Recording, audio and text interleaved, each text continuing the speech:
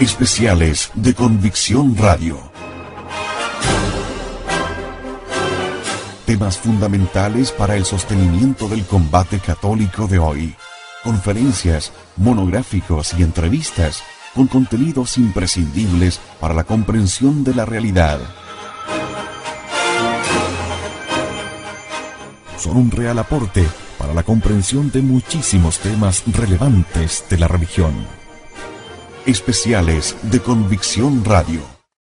No se asusten por estos libros que abrí, porque voy a leer una cosita cortita, no el libro entero. Pero quería que vieran ustedes este libro. Ya ven ustedes que es bastante gordo. Trae los evangelios, nada más que los evangelios apócrifos que se escribieron entre el siglo II, III y IV. Menos mal que son fragmentos. Hay muy pocos evangelios completos, conservados. ¿Para qué decir la cantidad de epístolas que hay? Hay 4 apocalipsis, en fin.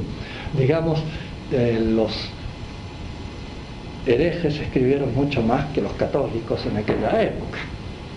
Y eso es lo que nadie sabe, por eso les ha llamado tanto la atención el Evangelio de Judas. Sí, pero es que hay como 80 evangelios, ¿no? Y nosotros reconocemos 4. Eso hay que decírselo siempre a los protestantes. Usted lee la Biblia muy bien. ¿Cómo sabe usted que el Evangelio de San Mateo es de San Mateo? Lo sabe porque los obispos de la Iglesia Católica dijeron que era de San Mateo y que era auténtico. De modo que usted, cuando abre la Biblia, usted hace un acto de fe en la Iglesia Católica y después se dice evangélico. ¿Usted es tonto, nació así o se fue poniendo de a poquitito? ¿Ah? No, pues si usted acepta que el Evangelio de San Mateo es de San Mateo, usted está haciendo un acto de fe en la Iglesia Católica, Apostólica y Romana. Entonces no me venga ahora que pertenece a otra cosa. Y si no, usted no puede saber que el Evangelio de San Mateo es auténtico, porque tiene lo que queda, ¿no? Yo no los he contado nunca, pero serán 80. Ya vamos a ver. De hecho, si ustedes abren el Evangelio de San Lucas, lo primero que dice San Lucas es que muchos han escrito y han reunido información sobre la vida de Jesucristo. Así que ya tenemos capítulo 1, versículo 1 de San Lucas. Y esos muchos han escrito algo, pero que no estaba inspirado, por eso la Iglesia no lo reconoció. Orígenes, un autor de los primeros años del siglo III, muere en el año 253. Él nos dice también, se han escrito muchos evangelios, pero solo hay 4 auténticos. Todos los demás son, la palabra que ellos usan es apócrifo. Ah, ya. Pero mi voz no me buena.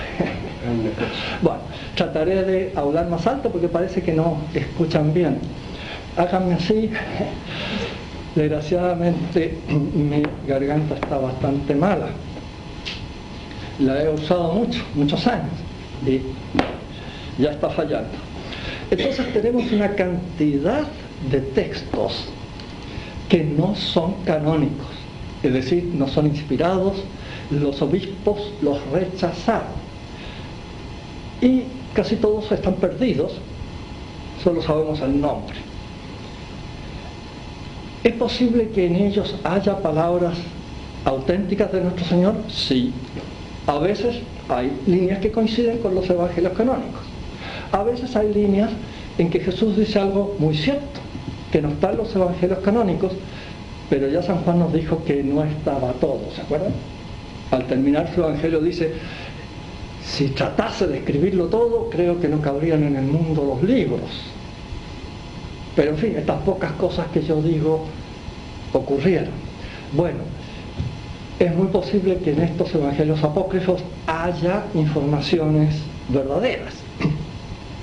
Pero le voy a leer un ejemplo. Evangelio de Santo Tomás, capítulo 3. Este evangelio relata la vida de Jesús cuando tenía 5 años. Vamos a ver qué hacía Jesús a los 5 años. Un ejemplo voy a leer, pero está lleno.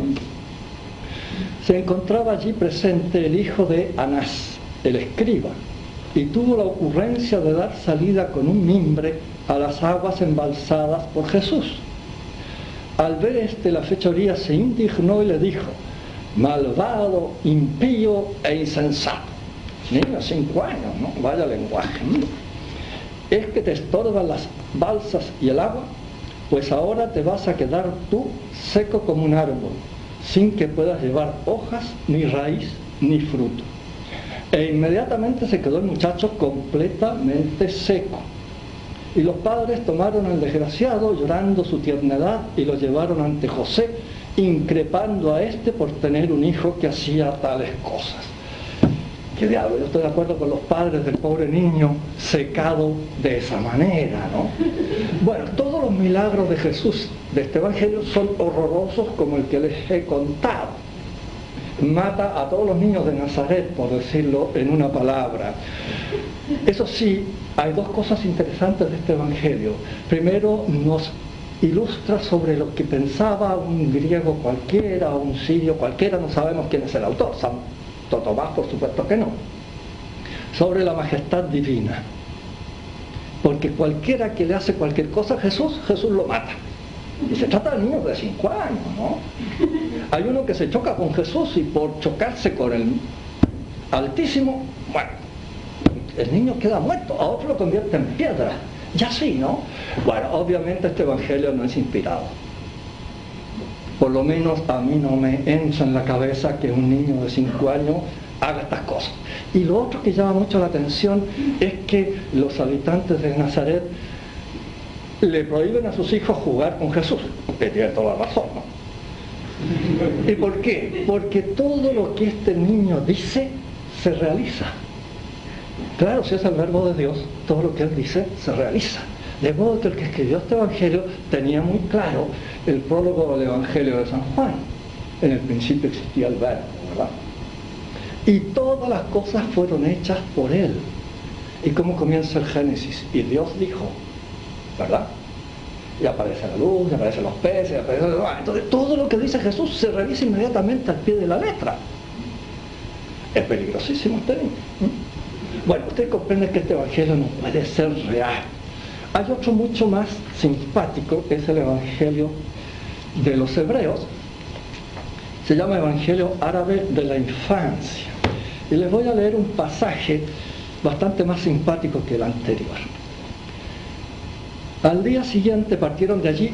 Todo este evangelio cuenta nada más que la huida de Jesús a Egipto. Eso es todo lo que relata el evangelio. Y vamos a ver qué pasa. Al día siguiente partieron de allí y en las cercanías ya de otra ciudad encontraron a 3 mujeres que volvían llorando del cementerio. Al verlas, María, esta es otra María, no la Virgen, ¿no?, dijo a la doncella que les acompañaba: ah, no, es María, sí. Pregúntales en qué circunstancias se encuentran y qué calamidad les ha sobrevenido.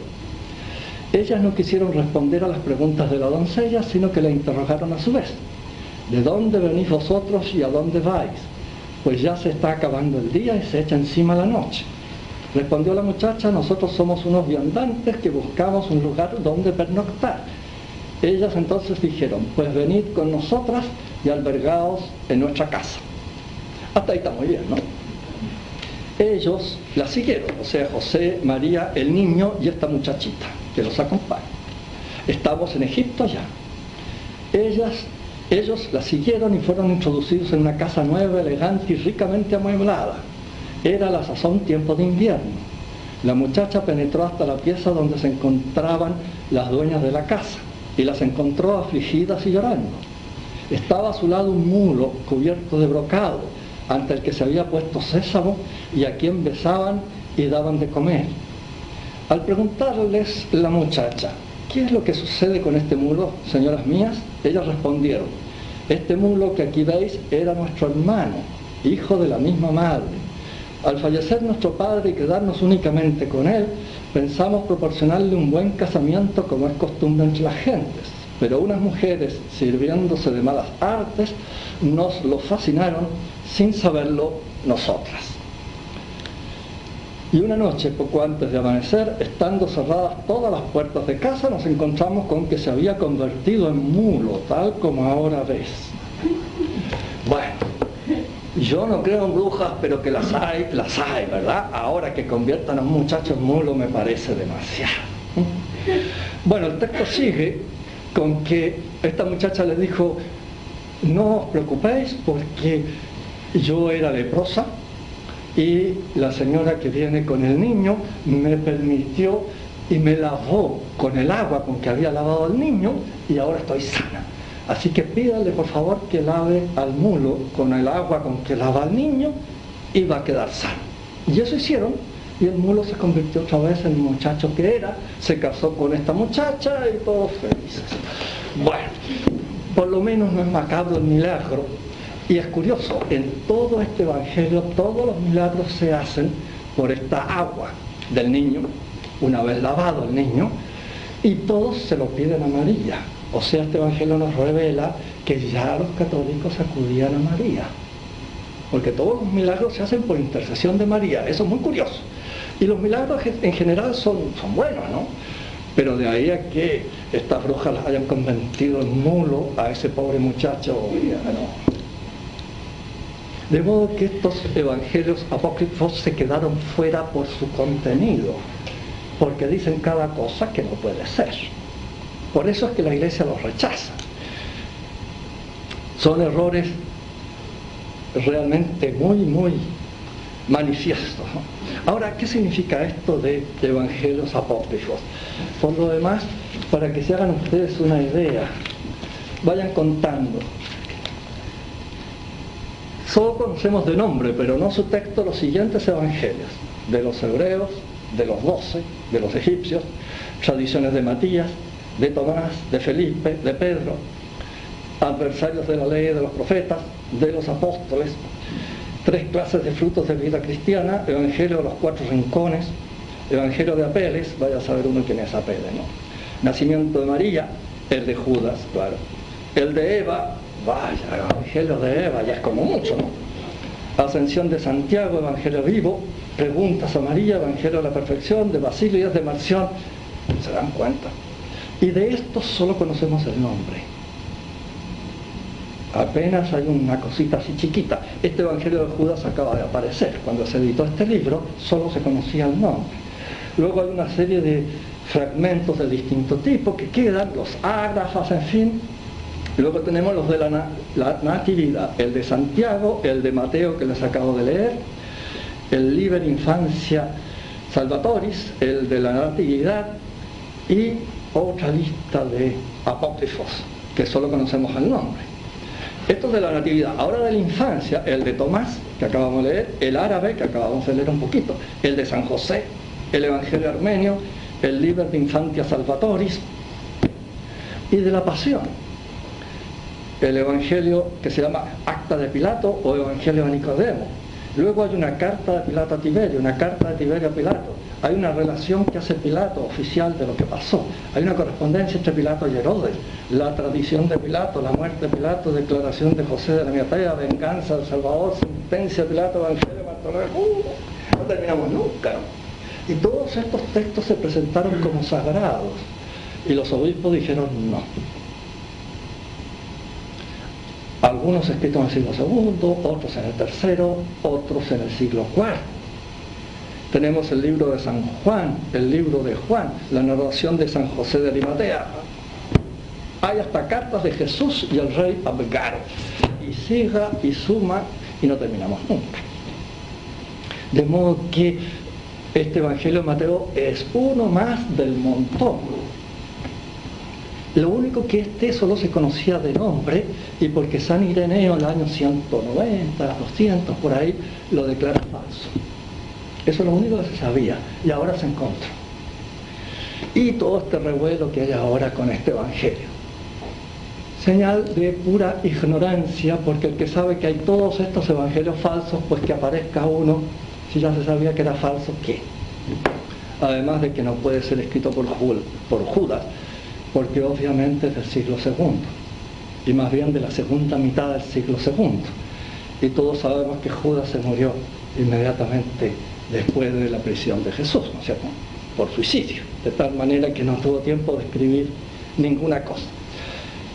Apócrifos se llaman estos evangelios, y eso significa cosa oculta en griego. Y así eran llamados todos los libros secretos de los cultos que se solían dar en aquellos tiempos. Había muchísimos dioses, y había muchísimos dioses que exigían unos ritos de iniciación muy especiales, y en esos casos habían estos textos que eran ocultos, propios de la secta, y que solo un iniciado podía leer. Era un texto apócrifo, o sea, secreto. Claro, en el cristianismo empezó a usarse esta palabra más bien no tanto como secreto, sino como falso. Pero muchos de estos textos pertenecen a los gnósticos, es decir, a los hermanos separados de aquella época, católicos que se separaron de la iglesia y formaron su secta propia, igual que los evangélicos hoy día. Esos son los gnósticos. San Epifanio nos da una lista enorme de gnósticos, de los cuales a menudo solo sabemos el nombre, no tenemos idea qué es. De otros sí conocemos un poquito más, y conocemos al autor, al creador de esa secta, como un Lutero del siglo II, ¿verdad? O del siglo III. De modo que no hay que pensar en que en los primeros siglos había una sola iglesia católica y no había más cristiano que el católico. No. Había una división tal como hoy. Siempre la ha habido. Satanás nunca ha estado cesante, ¿verdad? Siempre ha estado trabajando, produciendo división. Y esos hermanos separados de aquella época se llaman gnósticos, que quiere decir sabios, porque ellos se consideraban sabios y a los católicos normales los consideraban ignorantes. Y por eso estos libros eran secretos. Y de ahí que se llaman apócrifos, cosa secreta. De modo que nada nuevo bajo el sol, ¿no es cierto? El Evangelio de Judas no trae ninguna novedad. Lo único es que antes conocíamos el nombre y ahora conocemos el texto.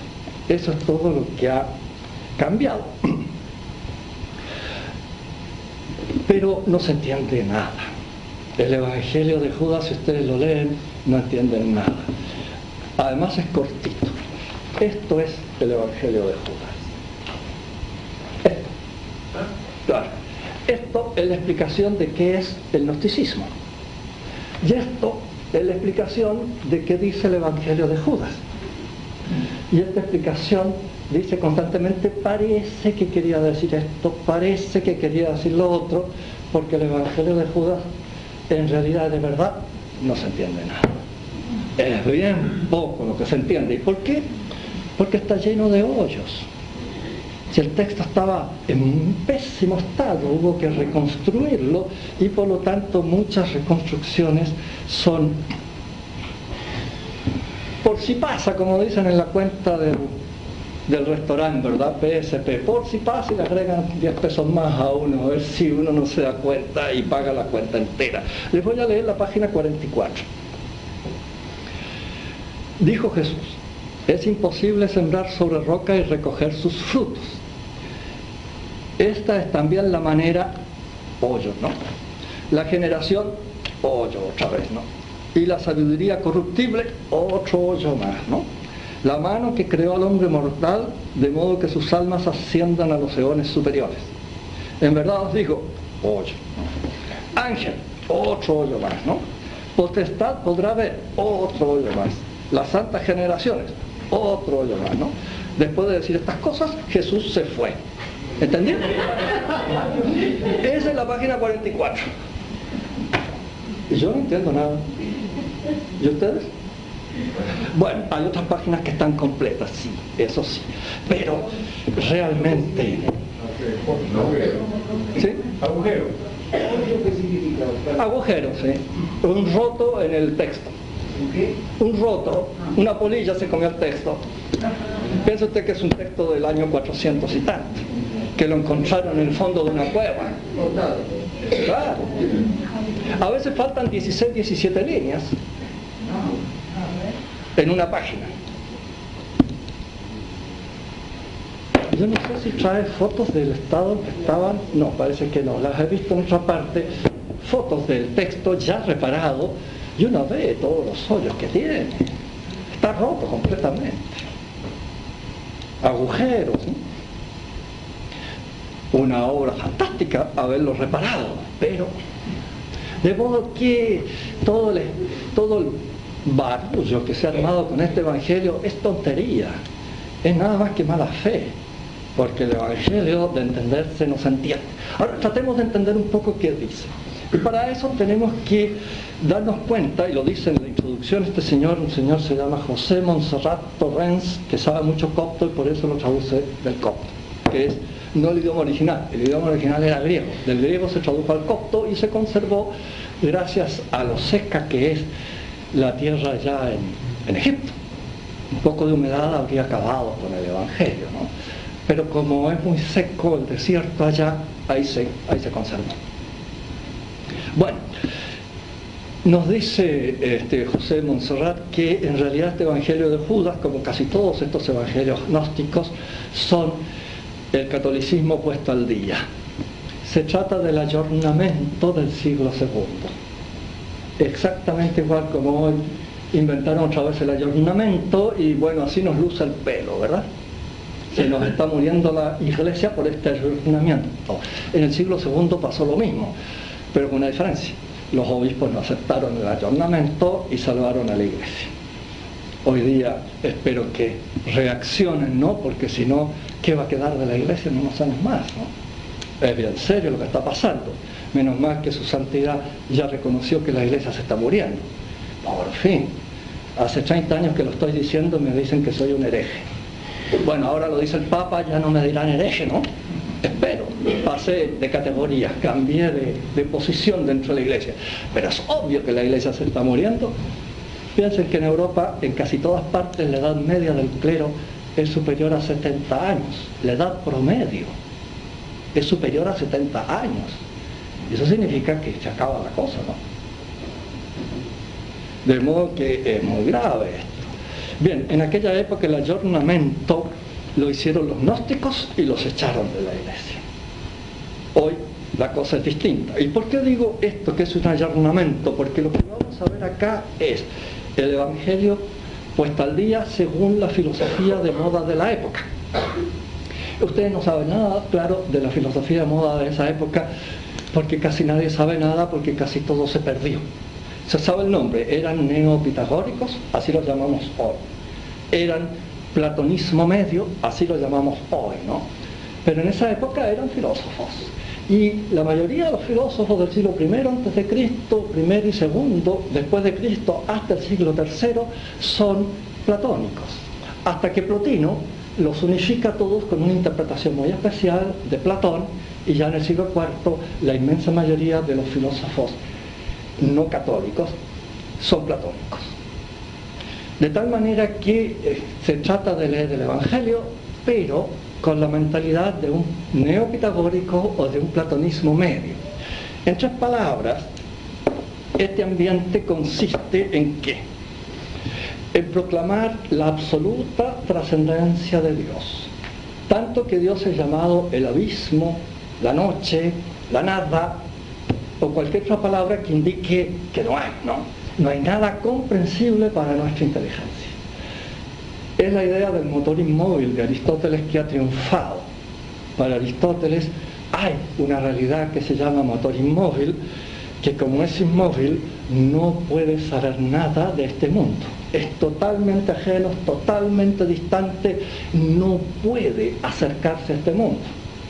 Y como para los platónicos la materia es mala, un Dios no puede tocar la materia. Por eso cuando San Pablo les predica a los atenienses que Jesús es Dios encarnado, todos se mueren de la risa y le dicen, bueno, otro día te escuchamos.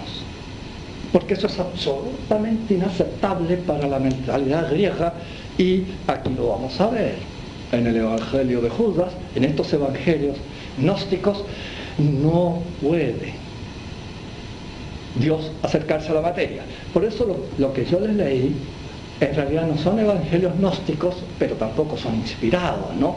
Es simple curiosidad. La gente quería saber de la infancia de Jesús y hizo un evangelio, ¿no? Y quería saber de la Virgen María. Ya hay unos evangelios que narran la vida de la Virgen María, toda inventada, por cierto.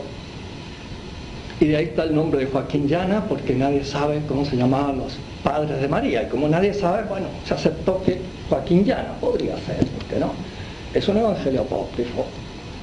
Y toda la historia de la Virgen en el templo es un evangelio apócrifo y parece que nunca hubo niñitos en el templo. Pero este evangelio apócrifo lo inventó. Y como nadie sabía, llegó un momento en que se aceptó. Bueno, que la Virgen haya vivido en el templo, y puede ser, ¿no? Pero históricamente parece que no vivían niñitas en el templo. Pero en fin, por lo menos no son gnósticos, es decir, no inventan una explicación filosófica según la filosofía de moda de esa época y ponen palabras cristianas en medio. Es exactamente lo que hizo en el siglo XX Teilhard de Chardin. Él tomó la filosofía evolucionista que se atribuye a Darwin y trató de explicar el cristianismo con esa filosofía. Eso fue lo que hizo. Teilhard de Chardin es un gnóstico del siglo XX. Nosotros lo entendemos porque hemos conocido la filosofía evolucionista, pero como no conocemos esta filosofía neopitagórica o platonismo medio, como la llaman, no entendemos nada del Evangelio de Judas. ¿Comprenden? De modo que no nos puede enseñar nada. Nos enseña sobre lo que era el platonismo medio, pero no nos enseña nada sobre el cristianismo. ¿Se dan cuenta? De modo que para un profesor de filosofía como yo, sí interesa. Tenemos un texto en que aparece la filosofía del platonismo medio, cosa que no hay casi otro. Pero de cristianismo, no. De eso nada. Bueno, además de este Dios, como es tan lejano, tan lejano, tan lejano, hay que crear intermediarios, y se llaman eones. Basílides inventó que entre el cielo de este Dios, el abismo, y nosotros, hay 365 cielos. ¡Ay, María!, ¿no? Y cada cielo con sus eones, con sus poderes, con sus fortalezas, con su no sé qué, con su no sé cuánto. No me pregunten porque yo no me he aprendido eso. Imagínense aprenderse 365 cielos, cada uno con una cantidad de cosas maravillosas. Vaya la imaginación del tipo. Pero es esta idea, ¿no? Hay que llenar ese vacío que hay entre los hombres y Dios, y eso se llena con los eones. Y esto es del platonismo medio. Eón viene de Haion, que significa eterno. Se trata de unir al eterno con nosotros. Entonces aparecen estos eones. ¿Han visto en el Evangelio los eones? Ninguno, ¿no? Pero en este Evangelio sí. El eón Jesús. Jesús es un eón. Y bueno, lo importante es el regreso, la salvación. Y naturalmente es típico de las herejías, ¿no? Estamos todos salvados por el hecho de ser gnóstico. El gnóstico se salva de todas maneras. El cristiano, si en la reencarnación se hace gnóstico, se salva. Y los que no son ni cristianos ni gnósticos se condenan de todas maneras, los paganos. Eso es típico, lo que se llama en filosofía el aristocratismo griego. Entre los griegos siempre los que se dedican al saber, a la filosofía, se consideraban superior a todos los demás. Y esto pasa al gnosticismo. De tal manera que lo que vamos a ver acá es justamente eso. Un neopitagórico ha escrito esto. Pero él cree que es cristiano. Como Teilhard de Chardin, se creía muy católico, pero hablaba todo con palabras y con categorías y con pensamientos evolucionistas. Pero el Evangelio de Jesucristo no tiene nada de evolucionismo. Él dice, todo se va a cumplir tal cual como yo he dicho. No vengan con evoluciones acá. No hay evoluciones en el Evangelio. Entonces, veamos un poquito cómo es esto. Digamos que hubo muchísimos cristianos gnósticos. No podemos saber hoy cuántos. Sabemos, por ejemplo, que Valentín tuvo mucho éxito, que Basílides tuvo mucho éxito. Incluso hubo un movimiento emparentado con los gnósticos que son los maniqueos. Supongo que han oído hablar de los maniqueos, ¿verdad? Se suele hablar. ¿Sabían que San Agustín de Hipona fue maniqueo más de 10 años, y se convenció de que era falso el maniqueísmo cuando el obispo maniqueo no pudo responder a sus preguntas. De modo que tenían obispos, tenían monjes y tenían fieles. Y estaban desde Persia hasta España. Eran millones estos maniqueos. Y consideraban que ese era el auténtico cristianismo. Y estos católicos eran falsos. Pero así como maniqueos había muchísimos otros. Ahora, muchos eran sectas muy pequeñitas. Supongo que ustedes deben conocer ciertas sectas evangélicas que existen nada más que en el barrio, ¿no? Y en ninguna otra parte, ¿verdad? Porque un señor se declaró pastor y formó su propia congregación. ¿No es así? Bueno, en esa época pasó eso. Pero los más peligrosos fueron los gnósticos, que como ellos se consideraban los iniciados en el mensaje secreto, siguieron siendo católicos, pero en secreto eran gnósticos. O sea, nos consideraban a nosotros como católicos de una clase inferior, y ellos habían dado el paso para entrar en la categoría de Jesucristo. Es que ellos eran eones también, y nosotros pobres diablos no. Así que ellos estaban salvados y nosotros. Pero ellos lo mantenían en secreto, y de ahí viene la denuncia de San Ireneo, que es el primero que los denuncia, hacia el año 200, llamándole la atención a los obispos: miren, estos que ustedes creen que son fieles no son fieles, tienen su secta aparte, pero secreta. Por eso apócrifo, libro secreto, cosa secreta. Este fue un movimiento peligrosísimo. Por suerte los obispos escucharon la voz de San Ireneo y San Epifanio y muchos más, y empezaron a combatir y empezaron a hacer salir de las sombras a estos gnósticos y salvaron la iglesia. Pero hubo momentos críticos en el siglo III y IV. Piensen ustedes, San Agustín a fines del siglo IV se hace maniqueo, y él creía que ese era el auténtico cristianismo, y cuando se da cuenta que no, pierde la fe y cae en un escepticismo tremendo, del que lo va a sacar la oración de su mamá, ciertamente, Santa Mónica, y San Ambrosio. Porque al escuchar la predicación de San Ambrosio, no porque le quisiese oír qué decía, sino porque le dijeron que el mejor orador de todo Milán era Ambrosio, el obispo católico. Entonces él fue a la iglesia a oír qué tipo de oratoria, porque como él llegaba como el profesor de oratoria, tenía que saber cuál era la mejor oratoria de la ciudad. Y claro, ahí empezó a darse cuenta que lo que decían los maniqueos, que los católicos enseñaban, era calumnia. Y fue una sorpresa tremenda. Los maniqueos decían: los católicos dicen esto, los católicos dicen eso, los católicos dicen eso, y se dio cuenta que eran calumnias. Los maniqueos eran materialistas, creían que Dios era la luz y el diablo era la noche, y eran dos inmensos globos, uno de luz, Dios, otro de noche, Satanás. Y Satanás se metió en el globo de luz, y por eso es que tenemos día y noche hoy día. Y hay toda una cosmología ahí para explicar el día y la noche que viene de aquí, ¿no? ¿Y esto qué tiene que ver con el Evangelio? Dirán ustedes, ¿no? ¿Dónde el Evangelio habla de esta lucha entre el mundo de la noche y el mundo de la luz? Y el mundo de la noche se mete en el mundo de la luz y produce una cuña. Y ahí quedamos nosotros atrapados. Y por eso es que viene el León Jesús a salvar a los que están atrapados. Pero le fue mal. En fin, es una cosa horrible la explicación que dan estos gnósticos, estos maniqueos o cualquier otro, ¿no?, de este tipo. Vamos a leer un poquito el Evangelio de Judas para saber qué dice. Habría que decir que estos gnósticos, este Evangelio de Judas es un típico evangelio del grupo setiano, porque vienen de Set, según ellos. Set es el primer eón que hay en la tierra. Y en realidad habría que decirles: piérdete una, porque realmente apuntan siempre mal. Para ellos el bueno es Caín y el malo es Abel. Los buenos son los habitantes de Sodoma y Gomorra. Esos son los buenos.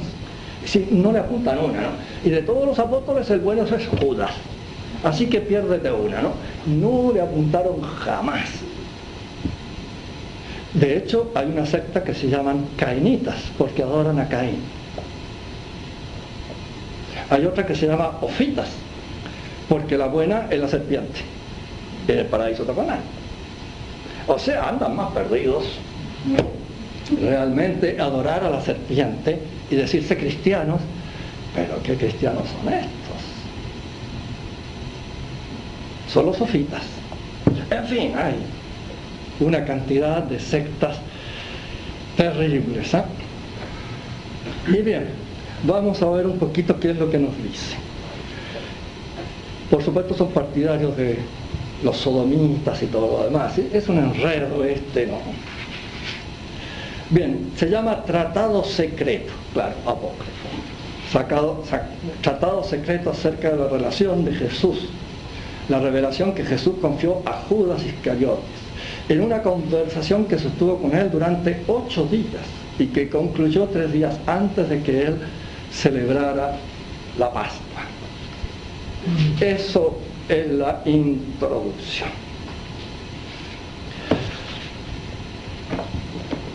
Muy bien. Comienza el Evangelio presentando que los apóstoles creen que Jesús es hijo de Yahvé. Y Yahvé se identifica con el demiurgo de Platón, el que hizo este mundo. Pero ocurre que Yahvé es un Dios malo.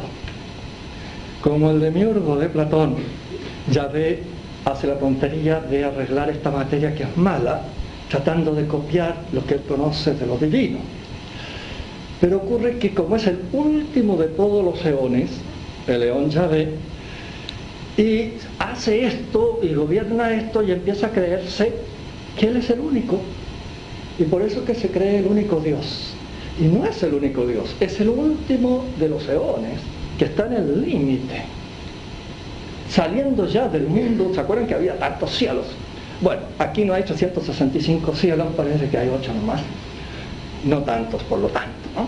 Pero en el último cielo, el último eón, el más porquería de todos, digamos, los eones, ese es Yahvé, y Yahvé es malo, y es tan malo que mata a Jesús. No es que Jesús dice que viene y que va a morir por orden de su padre, Yahvé. Los apóstoles creen que Jesús es hijo de Yahvé, este Dios malo, y Jesús se ríe de ellos. En este Evangelio, a pesar de lo corto que es, me parece que Jesús se ríe 4 o 5 veces, pero siempre es una risa sarcástica, burlona. ¿Y de quién se ríe? De los apóstoles. Y hay un momento que los apóstoles se enojan porque Jesús se ríe de ellos. Y si hay una cosa curiosa es que en ningún evangelio aparece que Jesús se ríe. ¿Se han fijado en ese dato? Jesús llora, Jesús se enoja, pero nunca se ríe. Y eso lo explica muy bien Bergson, pero en fin no es el caso de entrar en eso. Viene entonces este eón Jesús a salvar los eones que hay encerrados acá en la materia. Y claro, como él es un eón, hijo del inmortal león Barbeló. ¿Habían oído ustedes la palabra Barbeló en la Biblia? Pues Barbeló es el hijo, es el padre de Jesús, que es un gran eón. Entonces los apóstoles le dicen a Jesús: eres el hijo de nuestro Dios. ¿Qué le responde Jesús? ¿Realmente me conocéis? En verdad os digo, nadie entre la gente de vuestro entorno me va a conocer. Todo lo contrario a lo que dice en el Evangelio, ¿no? Vosotros sois mis amigos porque yo a ustedes les digo lo que no les digo a los demás. Aquí es todo lo contrario. Ustedes no me conocen ni me van a conocer. ¿Quién lo va a conocer? Judas, el único. Porque Judas también es un eón. O mejor dicho, son hombres espirituales. Los eones realmente están en el cielo, y acá hay estos hombres espirituales que pueden llegar a ser eones, o algunos son eones que han bajado acá. De modo que Jesús se va a revelar, pero a un solo apóstol, que es Judas. porque Judas también es espiritual. Todos los demás apóstoles son hombres terrenales y no tienen ninguna posibilidad de salvarse. Solo Judas se puede salvar. Por eso es el Evangelio de Judas. Así que Jesús se va a revelar a Judas y Judas lo va a reconocer. Yo sé quién eres y de qué lugar has venido. Tú has venido del inmortal Eón de Barberó y yo no soy digno de pronunciar el nombre del que te envió. Bueno, pues si ya lo pronunció, ¿en qué quedamos, no? Es que Barberó es el primero de todos los eones del mundo de los eones. Y por lo tanto Jesús está por encima, muy por encima de Judas. Pero Judas también es un hombre superior. Es el único que puede hablar con Jesús. Y así Judas se revela a Jesús al decirle esto. Y por eso Jesús le responde: apártate de ellos, de los demás apóstoles, ¿no? Yo te revelaré los misterios del reino. Tú puedes alcanzarlos, pero puedes también sufrir mucho. Pues otro ocupará tu lugar a fin de que los 12 se completen ante su Dios, o sea, ante Yahvé. Acuérdense que Yahvé es el Dios malo. Jesús entonces habla con sus discípulos y los discípulos le preguntan ¿a dónde ha ido? Y otras cosas, y Jesús se echa a reír y les dice: ¿por qué pensáis en vuestro corazón acerca de la generación fuerte y santa? Estos son los hijos de Set, la generación fuerte y santa, y el único de esa generación que está ahí es Judas, los demás no. En verdad os digo que ninguno de los nacidos en este eón verá a aquella generación, y ninguna hueste de ángeles de los cielos reinará sobre aquella generación, y ningún hombre nacido mortal la alcanzará, pues aquella generación no viene, ahí hay un hoyo, ¿no? ¿Qué vino a ser? Ahí hay otro hoyo, ¿verdad? La generación humana que está en vuestro entorno es la que procede de la generación humana. Otro hoyo más, ¿no? Poder que, otro hoyo más. Otras potestades, otro hoyo más, por las que vosotros domináis. No se entiende mucho, ¿no? Pero lo que se entiende es que Yahvé y sus ángeles malos no van a poder entender ni ver a Jesús, porque Jesús es un eón de ese otro mundo de arriba, ¿no? Y Yahvé es este de abajo. Algunos de estos apócrifos terminan con la conversión de Yahvé, no este. Después Yahvé se da cuenta de que hay eones superiores a él, Jesús y el Espíritu Santo, que es otro eón, y se arrepiente de lo que ha hecho, hacer matar a Jesús, y se salva. Eso en Basílides. Pero en estos setianos parece que no. Ahí hay dudas entre los expertos si Yahvé se salva o no se salva. Da un poco no sé qué decir estas burradas, ¿no? Pero tengo que decirlas porque esto es lo que enseña el Evangelio de Judas. Hablar así de Yahvé es blasfemo, ¿no? Pero en fin.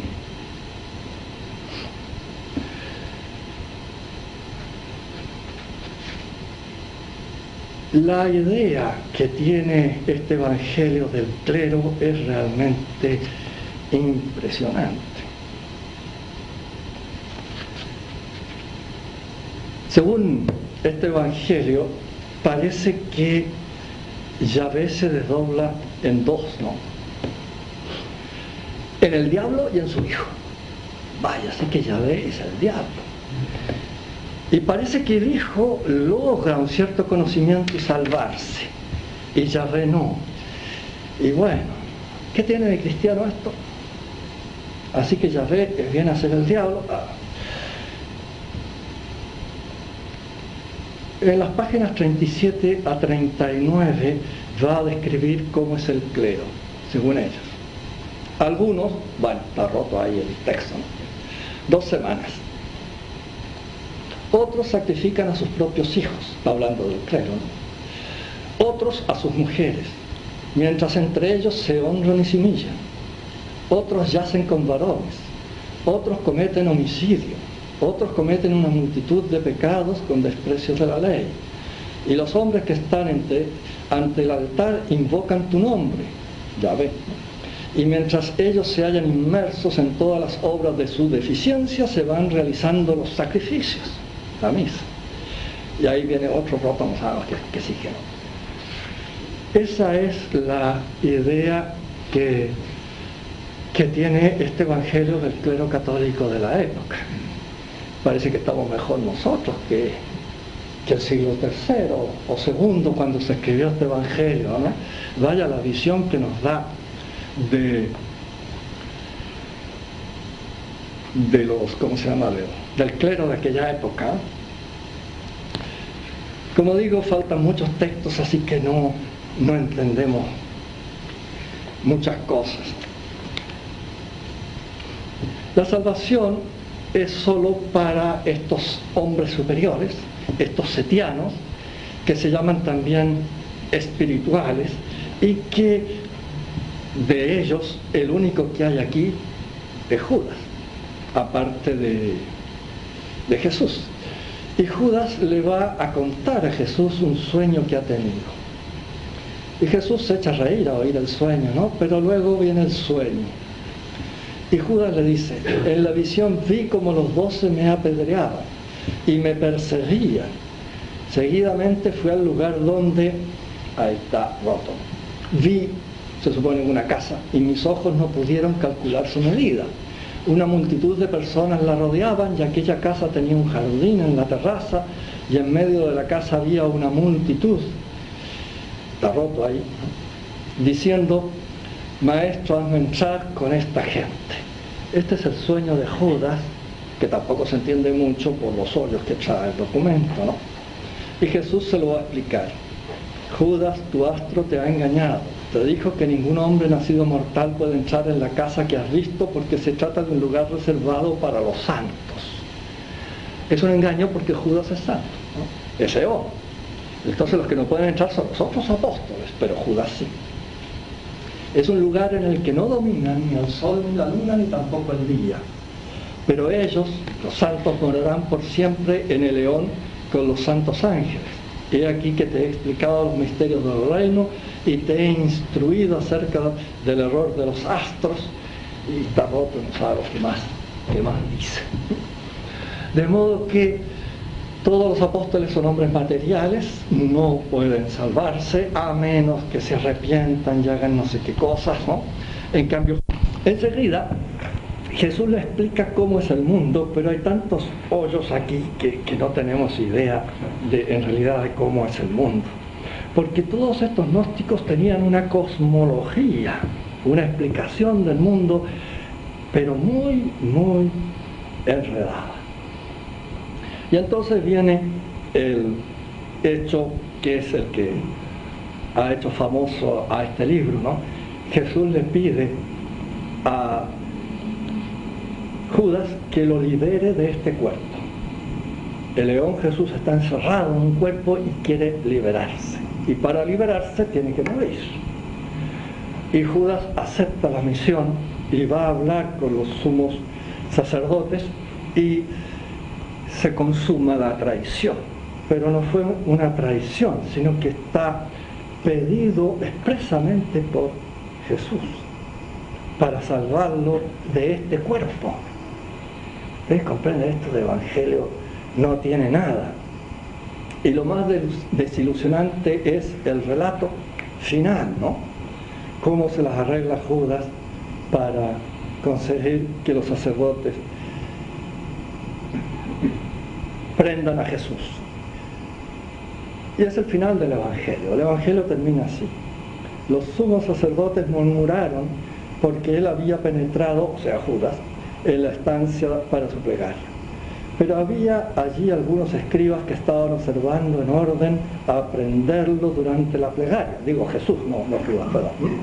Pues temían al pueblo, ya que todos lo tenían por profeta. Y se acercaron a Judas y le dijeron, ¿qué estás haciendo aquí? Tú eres discípulo de Jesús.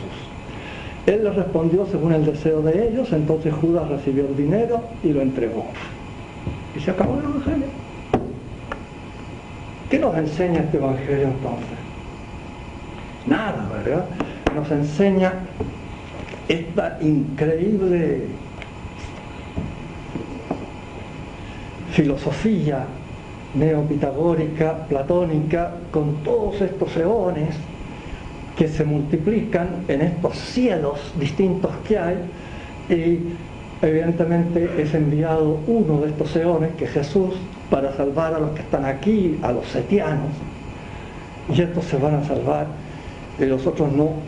Aunque sí no está en el Evangelio de Judas, sí sabemos que muchos de estos gnósticos setianos piensan que los demás cristianos pueden obtener, si son buenos, una cierta salvación que consiste no en llegar al mundo de los eones, sino que llegar al mundo de la Ogdóada. Y la Ogdóada es una zona intermedia entre el mundo de los eones y nuestro mundo. Como quien dice irse a la luna, ¿no? Algo así. Hay un lugar intermedio entre el mundo de los eones, el mundo divino, no el mundo del único y verdadero Dios que se está allá lejos y se perdió y de él nunca más se supo, sino de esto otro, que está poblado por todos estos eones, todos con su nombre, en fin, ¿no? Pistis, Sofía, hay un montón de palabras aquí de estos eones. Entre paréntesis, este Barbeló, a pesar de llamarse así, es femenino. Es un eón femenino y es el padre de Jesús. Bueno, no entiendo mucho cómo un eón femenino puede ser padre, pero en fin, es el padre del eón Jesús. Pero es un eón femenino, no es masculino. Todos estos eones son siempre parejas, femenino y masculino. Y una de las barbaridades la comete el eón Sofía, porque decide engendrar sin su marido, y claro, lo que engendra es un aborto, engendra la materia, de ahí viene la materia. En fin, estas cosas no están en el Evangelio de Judas, pero sí los expertos dicen ese era el mundo en que vivían estos gnósticos, y pensando todas estas cosas y diciendo esto es lo que enseña realmente Jesús cuando vino a este mundo. Con razón, pues, los obispos rechazaron estos libros, y yo creo que ustedes también, no sé. Realmente este libro es una porquería. Del cristianismo no nos enseña nada. Algo nos enseña de esta cosmología y de esta cosa tan extraña que va a hacernos comprender un poquito más ese neopitagorismo de la época, del cual tenemos tan poquitas nociones. En muchos de estos textos, aquí no está claro con tantos hoyos que tiene, ¿no? Jesús en realidad se retira cuando comienza el juicio, y por lo tanto lo que matan los sacerdotes es al cuerpo de Jesús, pero el león Jesús ya se libera y se escapa. La pasión la resuelve entonces el Jesús corporal, pero no el león Jesús, hijo de Alberón. Este cuerpo es también setiano y por lo tanto se va a ir al cielo, ¿no? Y con Judas y otros setianos más, pero no los apóstoles. Los apóstoles nunca van a entender a Jesús, y como dijo, Jesús se ríe de ellos, y algunos de ellos, si se portan bien, podrán llegar a la Ogdóada, pero al cielo, que se llama pleroma, así se llama en el lenguaje de ellos, solo puede llegar Judas de los 12 apóstoles, los demás no. ¿Tiene algo este evangelio rescatable? Pues parece que no. Realmente no veo nada rescatable, nada que nos enseñe de la iglesia primitiva, sino de estos grupos que están enquistados en la iglesia. Y como digo, algunos se retiraron y formaron la iglesia aparte, pero otros quedaron secretamente dentro de la iglesia, y aparentemente eran católicos normales y corrientes, pero tenían su reunión secreta y ahí hacían estos actos y transmitían esta doctrina. Bueno, me pidieron que no pasara a las 9 de la noche, así que acorté lo más posible esta exposición. Creo que todos se han dado cuenta que no vale un centavo. No se equivoquen. La señora que editó esto compró este manuscrito en $300,000 y lo vendió en $1,5 million. y ahora habla maravillas de Judas. Bueno, por lo menos agradece, ¿no? Se quedó con $1.200.000 en el bolsillo. Bueno, está bien, ¿no? Yo la comprendo a ella, pero no me venga a decir que esto me va a enseñar sobre cristianismo.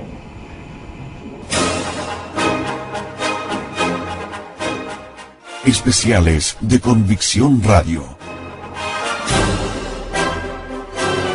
Temas fundamentales para el sostenimiento del combate católico de hoy. Conferencias, monográficos y entrevistas con contenidos imprescindibles para la comprensión de la realidad. Son un real aporte para la comprensión de muchísimos temas relevantes de la religión. Especiales de Convicción Radio. www.estadveritas.com.ar, un lugar en la web dedicado fielmente a la verdad de la Santa Iglesia.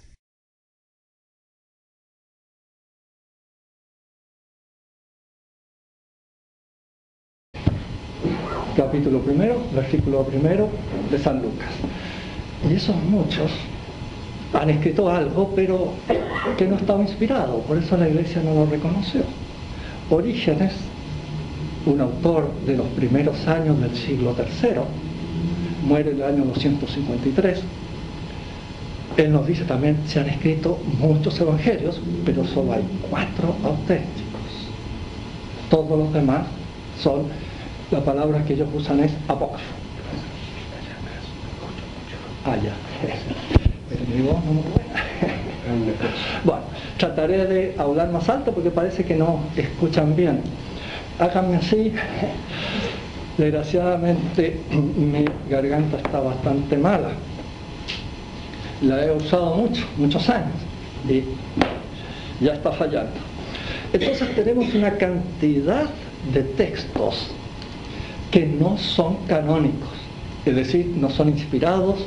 Los obispos los rechazaron y casi todos están perdidos, solo sabemos el nombre. ¿Es posible que en ellos haya palabras auténticas de nuestro Señor? ¿Es que te estorban las balsas y el agua? Pues ahora te vas a quedar tú seco como un árbol, sin que puedas llevar hojas, ni raíz, ni fruto. E inmediatamente se quedó el muchacho completamente seco. Y los padres tomaron al desgraciado, llorando su tiernedad, y lo llevaron ante José, increpando a éste por tener un hijo que hacía tales cosas. ¿Qué diablo? Yo estoy de acuerdo con los padres del pobre niño secado de esa manera, ¿no? Bueno, todos los milagros de Jesús de este evangelio son horrorosos como el que les he contado. Mata a todos los niños de Nazaret, por decirlo en una palabra. Eso sí, hay 2 cosas interesantes de este evangelio. Primero, nos ilustra sobre lo que pensaba un griego cualquiera o un sirio cualquiera, no sabemos quién es el autor, Santo Tomás por supuesto que no, sobre la majestad divina. Porque cualquiera que le hace cualquier cosa a Jesús, Jesús lo mata. Y se trata de niños de 5 años, ¿no? Hay uno que se choca con Jesús y por chocarse con el Altísimo, bueno, el niño queda muerto, a otro lo convierte en piedra. Ya sí, ¿no? Bueno, obviamente este evangelio no es inspirado. Sí, a veces hay líneas que coinciden con los evangelios canónicos. A veces hay líneas en que Jesús dice algo muy cierto, que no está en los evangelios canónicos, pero ya San Juan nos dijo que no estaba todo, ¿se acuerdan? Al terminar su evangelio dice, si tratase de escribirlo todo, creo que no cabrían en el mundo los libros. Pero en fin, estas pocas cosas que yo digo ocurrieron. Bueno, es muy posible que en estos evangelios apócrifos haya informaciones verdaderas. Pero le voy a leer un ejemplo. Evangelio de Santo Tomás, capítulo 3. Este evangelio relata la vida de Jesús cuando tenía 5 años. Vamos a ver qué hacía Jesús a los 5 años. Un ejemplo voy a leer, pero está lleno. Se encontraba allí presente el hijo de Anás, el escriba, y tuvo la ocurrencia de dar salida con un mimbre a las aguas embalsadas por Jesús. Al ver la fechoría se indignó y le dijo: malvado, impío e insensato. Niño, 5 años, ¿no? Vaya lenguaje. Especiales de Convicción Radio. Temas fundamentales para el sostenimiento del combate católico de hoy.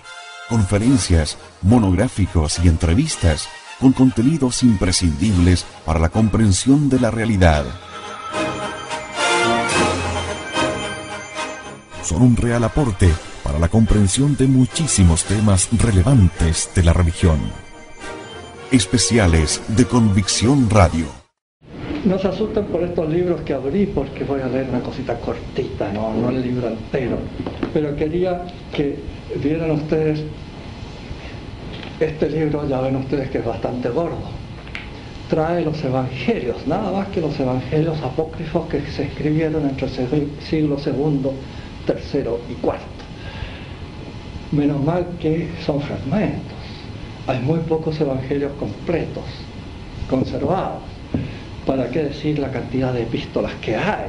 Hay 4 apocalipsis, en fin. Digamos, los herejes escribieron mucho más que los católicos en aquella época. Y eso es lo que nadie sabe, por eso les ha llamado tanto la atención el Evangelio de Judas.